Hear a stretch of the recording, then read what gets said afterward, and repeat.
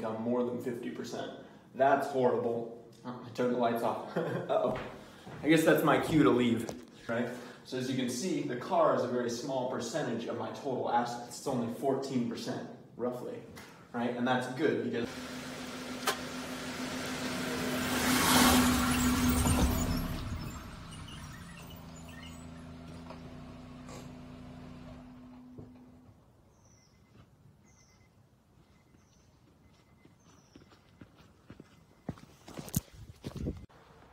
so we just got back, got this car.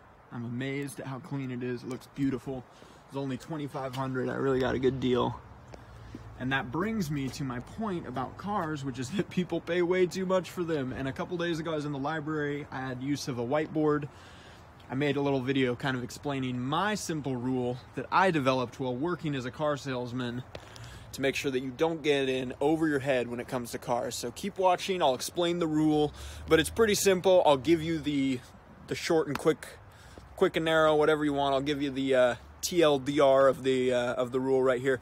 Just own more assets than the value of your car. Your car cannot be the most valuable asset you own. That is bad. And I go into a little more detail in the video, so keep watching. So you want to know how to buy a car without being a broke American? Well, first of all, keep your voice down. We're in a library.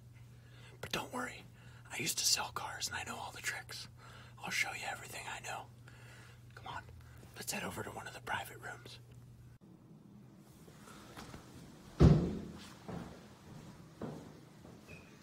So I was here at the library studying, and I thought it would be a great opportunity to use the whiteboard to illustrate this concept for you guys. So this is a pie chart. It represents all of the assets that you own. I have stocks here in blue, 10 grand in stocks, cash here in green, obviously 5 grand in cash, and the car that I bought, which is worth $2,500, right? So as you can see, the car is a very small percentage of my total assets. It's only 14%, roughly, right? And that's good because this little sliver shrinks rapidly. The car depreciates every single second that you drive it. Every single second that you own it, it's losing value, right? So you want this to be a small percentage of your total assets that you own. Whereas, your stocks appreciate in value. Your cash doesn't really appreciate. It goes down in value over time due to inflation. But nonetheless, this is good, Having 5 grand in cash is a good liquid position to be in, right? Now, what you don't want is this, which is what most people have. You don't want a situation like this.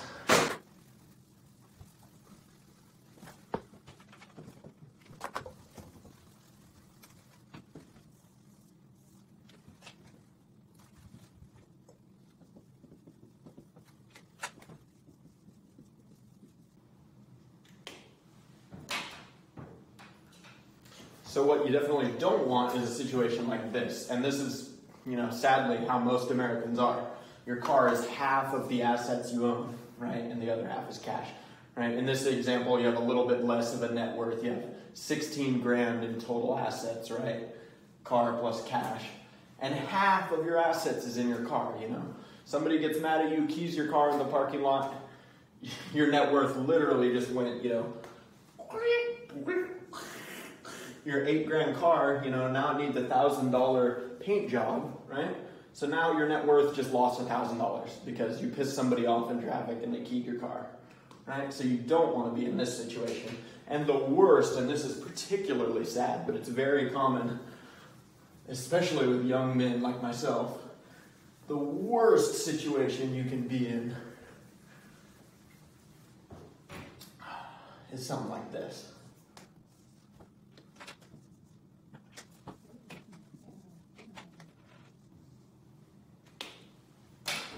This is the worst that you can be in. Your car is a large majority of your income, more than 50%.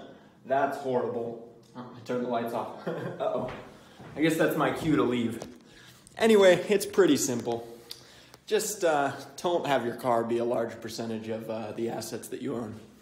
Anyway, hope you found this enjoyable. Please leave a like if you did. I also hope that the audio on this is coming through clear and not too echoey.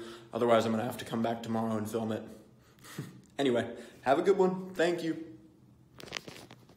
Epilogue. Another problem is that cars take gas, and gas, especially right now, is really expensive.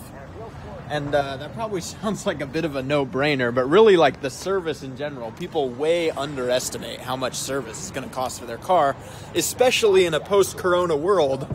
It's happened to me, and I've seen this happen to about 3 or 4 people. They go to get their car fixed, and they don't realize that we're in an inflationary event. It's more expensive than you remember back from 2018 or 2019 to get a new car or get your car fixed. So keep that in mind. You gotta have assets. You gotta have cash.